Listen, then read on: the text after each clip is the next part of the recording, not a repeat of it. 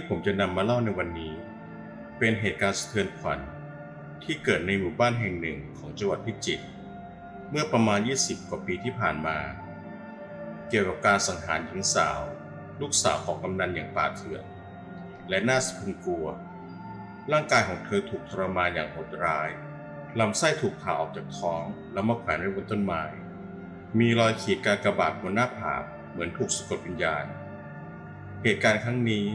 สร้างความสะพรึงกลัวและหวาดระแวงให้แก่ชาวบ้านโดยผีของหญิงสาวปรากฏกายให้เห็นอยู่หลายครั้งในสภาพที่สยดสยองและข้ามควรหาคนที่ฆ่าตน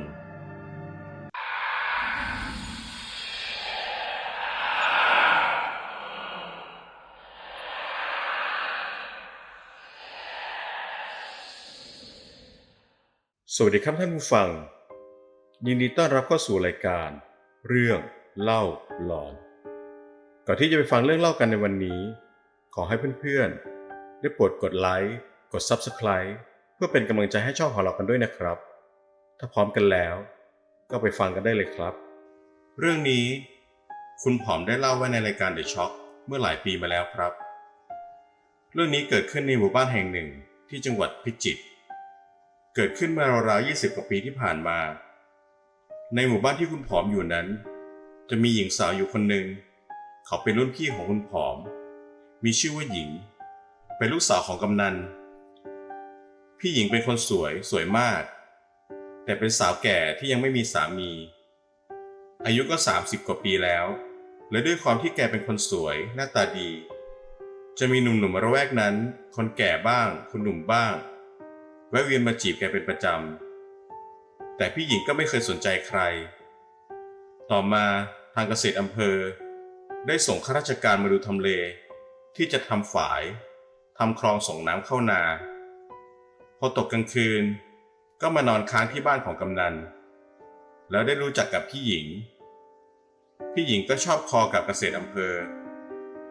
ระยะเวลาผ่านไปพี่หญิงกับเกษตรอำเภอคนนี้ก็ตกลงใจที่จะแต่งงานกัน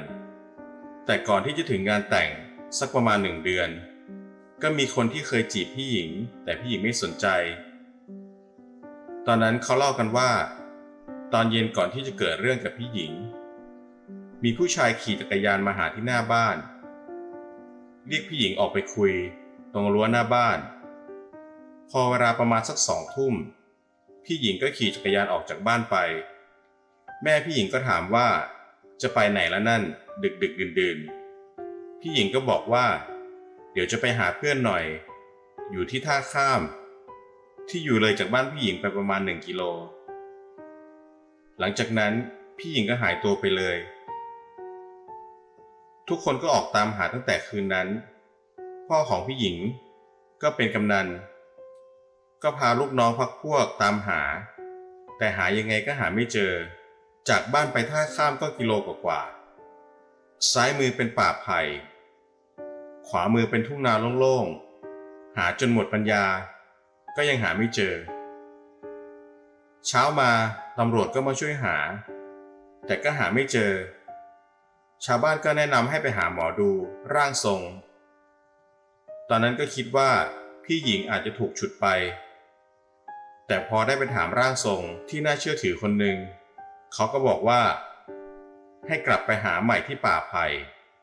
กลับไปอีกครั้งคราวนี้จะเจอคนในหมู่บ้านก็เริ่มใจคอไม่ดี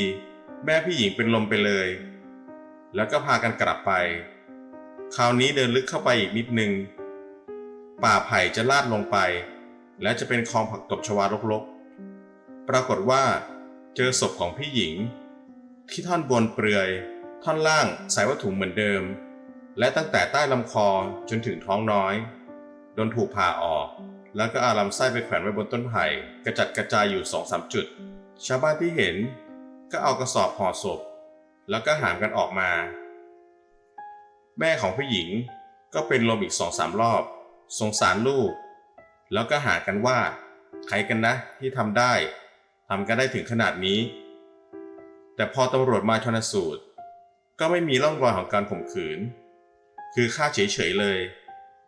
แล้วตรงหน้าผากก็มีรอยขีดเป็นกากบาทไว้เหมือนสะกดวิญญาณไว้ด้วยตอนนั้น บ้านนอกเมื่อ20กว่าปีก่อน2-3 ทุ่มมันมืดมาก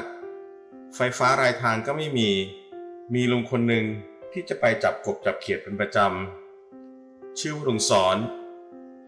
แกก็ขี่จักรยานของแกไปร้องเพลงไปตามทางพอผ่านดงไผ่ที่พี่หญิงตายแกก็ไม่ได้คิดอะไรพอผ่านมานิดเดียวแกก็ได้ยินเสียงคนเรียกว่าน้าซ้อนน้าซ้อนน้าซ้อนเอ้ยลุงซ้อนก็หยุดจักรยานหันไปดูแกเห็นผู้หญิงเดินโซซัสโซเซออกมาจากดงไผ่ไม่ใส่เสื้อผ้าเลยตั้งแต่คอหอยลงมาถึงท้องน้อยแหวกเป็นโพรงไม่มีอะไรทั้งนั้นยืนตัวขาวซีดแล้วก็เรียกแกแล้วผู้หญิงคนนั้นก็พูดว่าน้าซ้อนช่วยหาคนที่ฆ่าฉันหน่อยพอลุงซ้อนเห็นแบบนั้นก็ทิ้งจักรยานแล้วก็วิ่งหลังจากนั้นก็มีคนมาถามแกว่าเรื่องราวเป็นยังไงแต่เขาก็ไม่ค่อยเชื่อกันเพราะลุงซ้อนแกเป็นคนขี้เมาพอแม่พี่หญิงรู้ว่าลูกสาวเป็นผีมาหลอกคนแกก็เป็นลมไปอีกเพราะว่าสงสารลูกต่อมาก็เป็นพวกผู้ใหญ่บ้านเข้าไปงานประชุมที่อำเภอกันมาขากลับก็นั่งมอไซค์ซ้อน2มา2 คันก่อนจะมาถึงป่าไผ่สัก 4-5 เมตรอยู่ๆไฟหน้ารถก็ดับพร้อมกันทั้ง2 คันแกก็จอดดูว่าทำไมไฟมันขาดแล้วคนที่อยู่ซ้อนท้ายข้างหลังก็ลงมาจากรถมวนยาเส้นแล้วจะสูบคนที่ดูรถก็ดูรถไปแต่พอจุดบุหรี่หางตาก็เห็นขาคนอยู่ที่ระดับคอแกก็แงะขึ้นไปดูข้างบนก็ไม่มีอะไรแล้วทั้ง4 คนก็ตัดสินใจขับไปแบบไม่มีไฟหน้าแต่พอสตาร์ทเครื่องกำลังจะไปก็ได้ยินเสียงของหล่นดังเพลกตอนนั้นไม่มีใครพูดอะไรแล้วก็ได้ยินเสียงผู้หญิงพูดจากที่สูงลงมาว่าเก็บให้กูหน่อยทั้ง4 คนก็หันไปทางเสียงที่พูดก็ไม่มีอะไรแต่ที่พื้นที่มีแสงจันทร์ส่องมาก็เห็นเป็นลำไส้กองอยู่ที่พื้นมีหนอนเต็มไปหมดแล้วก็มีลุงคนหนึ่งพูดขึ้นว่านี่เองที่หล่นลงมาจนมีคนหนึ่งคิดได้ว่าพี่หญิงตายตรงนี้แล้วก็ได้ยินเสียงคนกระโดดลงไปทุ่งนาตรงข้ามของป่าไผ่จากนั้นก็มีเสียงวิ่งทั้ง4 คนก็รีบขับรถออกจากตรงนั้นเลยต่อมามีอยู่วันพระหนึ่งเป็นวันพระใหญ่มีคนบ้าคนหนึ่งที่อยู่ในหมู่บ้านนี้จะกินนอนอยู่ที่ศาลารอรถอายุประมาณ40กว่าได้เป็นใครก็ไม่รู้อยู่มานานแล้วอยู่ๆคนบ้าคนนี้ซึ่งปกติพูดไม่ค่อยรู้เรื่องเที่ยวเดินขอข้าวกินมาวันพระนี้ประมาณ4 โมงเย็นก็วิ่งไปตามริมถนนแล้วก็ตะโกนว่าคืนนี้ไอ้หญิงจะกลับมาคืนนี้ไอ้หญิงจะกลับมาพอมาถึงหน้าบ้านกำนันคนบ้าคนนี้ก็เกาะโล้ขย่มใหญ่เลยแล้วก็บอกว่าคืนนี้ไอ้หญิงจะกลับมานะไอ้หญิงคิดถึงบ้านแล้วคนบ้าก็วิ่งต่อไปคนในหมู่บ้านก็งงว่าทำไมคนบ้ามันพูดได้ล่ะปกติจะคุยกันไม่รู้เรื่องปรากฏว่าคืนนั้นคนในหมู่บ้านใครจะเชื่อไม่เชื่อแต่ทุกคนก็กลัวกันไว้ก่อน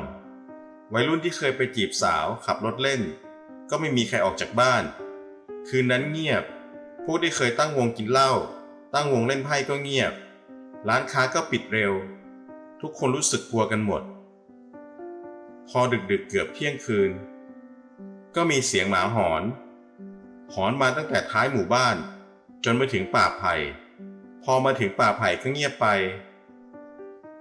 พอหอนไปได้สักพักหนึ่งก็มีเสียงคนลากของมาเสียงลากกันดังชัดเจนมากเพราะเสียงอย่างอื่นมันเงียบไปหมดมีเสียงลากมาเรื่อยๆทุกคนก็สงสัยก็แอบดูกันแล้วก็เห็นผู้หญิงข้างบนเปลือยข้างล่างใส่ผ้าถุงสีดำเดินตีนเปล่าลากกระสอบมาด้วยพอลากมาถึงก็ก้มลงมือหนึ่งคว้าของที่อยู่ในกระสอบออกมาสิ่งที่ออกมาจากกระสอบเป็นผู้หญิงคนหนึ่งแต่ผู้หญิงคนนี้ไม่มีหัวเอาออกมายืนเคียงข้างกันแล้วก็ร้องโหยหวนส่วนร่างที่ไม่มีหัวก็ยกมือขึ้นโบกไปมาผู้คนในหมู่บ้านก็กลัวกันไปหมดกลัวว่าภาพนี้เมื่อไหร่มันจะหายไปสักพักหนึ่ง2 ร่างนี้ ก็พากันเดินไปทางบ้านกำนันพอสักพักบ้านกำนันก็เปิดไฟกันหมดทั้งบ้านลุงกำนันก็ลงมาหน้าบ้านแล้วก็ตะโกนว่าทำไมมาหลอกชาวบ้านทำไมไม่ไปหลอกคนที่ฆ่าไปหามันสิทำไมมาหลอกชาวบ้านกูจะบ้าแล้วนะและกำนันก็เอาปืนลูกซองมายิงขึ้นฟ้า1 นัดต่อมาชาวบ้านก็ไปถามพระเกจิที่อีกอำเภอหนึ่งถามว่าจะช่วยเขายังไงจะปลดปล่อยเขายังไงเผื่อว่าเขายึดติดอยู่กับที่นี่หลวงปู่ก็บอกมาว่าเขายังไปไม่ได้หรอกยังไม่ถึงการเวลาถ้าป่าไผ่ไม่ลุกเป็นไฟยังไงเขาก็อยู่เพราะที่ตายของเขาคือที่นี่แต่เขาดิ้นรนพยายามจะไม่อยู่ที่นี่ชาวบ้านก็ถามหลวงปู่ว่าแล้วเขาจะไปอยู่ที่ไหนหลวงปู่ก็บอกว่าจิตสุดท้ายของเขาอยากอยู่หมู่บ้านนี้เขาคิดถึงพี่คิดถึงน้องแต่ผลสุดท้ายชาวบ้านก็ตัดสินใจเผาป่าไผ่พอเผาป่าไผ่ไปแล้วก็ยังมีเรื่องแปลกๆอยู่พอตอนกลางคืนถ้าใครได้มองป่าไผ่แบบมองผ่านๆก็จะเห็นเหมือนว่ามีผู้หญิงกึ่งนั่งกึ่งนอนเอาหัวหนุนจอมปลวกอยู่ตรงนั้นแต่แม่ของผู้หญิงเคยฝัน2 รอบว่าลูกมาที่บ้านแต่ขึ้นไม่ได้เพราะเท้าขาด2 ข้างพี่หญิงบอกข้อเท้าไม่มีขึ้นบ้านไม่ได้แม่ไปหาหน่อยหาคนฆ่าหนูมาแม่ก็ร้องไห้แต่ลงไปรับลูกไม่ได้ลูกก็คาอยู่ที่บันไดแบบนั้นแล้วเรื่องมันก็ซาไปตามกาลเวลาทุกวันนี้ไม่มีใครพูดถึงเรื่องนั้นแล้วแต่ถ้าถามคนอายุ 40-50 ปีขึ้นไปทุกคนยังกลัวกันอยู่เล่ากันสืบทอดกันมาถ้าเด็กร้องไห้เด็กดื้อเด็กซนถ้าพูดว่าถ้าดื้อถ้าซนร้องไห้ไม่หยุดนะ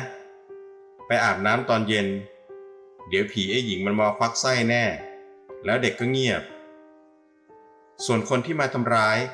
อาจจะเป็นคนที่มาจากตำบลอื่นพากันมาฆ่าตำรวจก็เรียกมาสอบอยู่หลายคนอยู่แต่ก็จับใครไม่ได้จนทุกวันนี้ขอขอบคุณคุณผอมกับเรื่องหลอนทั้งหมู่บ้านเป็นไงกันบ้างครับสำหรับเรื่องนี้ผมได้ฟังเรื่องนี้แล้วรู้สึกสงสารพี่หญิงนะครับแกน่าสงสารถูกฆาตกรรมแบบโหดร้ายแล้วยังถูกสะกดวิญญาณไว้อีกแถมยังจับคนร้ายที่ฆาตกรรมเธอไม่ได้คุณผู้ฟังมีความคิดเห็นอย่างไรก็คอมเมนต์มาบอกกันได้นะครับฟังคลิปนี้จบแล้วถ้าชอบก็ขอให้กดไลค์เพื่อเป็นกำลังใจให้ช่องของเรากันด้วยนะครับกดแชร์ไปยังโซเชียลของคุณเพื่อให้เพื่อนของคุณได้ฟังเรื่องนี้กด Subscribe กดกระดิ่งแจ้งเตือนจะได้ไม่พลาดเวลาลงคลิปใหม่ๆกันนะครับสำหรับใครที่มีประสบการณ์เรื่องหลอนๆอยากจะส่งมาแชร์ให้กับเพื่อนๆคนอื่นได้ฟังสามารถส่งมาได้ที่เมลของรายการหรือแฟนเพจเรื่องเล่าหลอนโดยผมจะทิ้งลิงก์ไว้ใต้คลิปนี้นะครับสำหรับวันนี้หลับฝันดีราตรีสวัสดิ์ครับ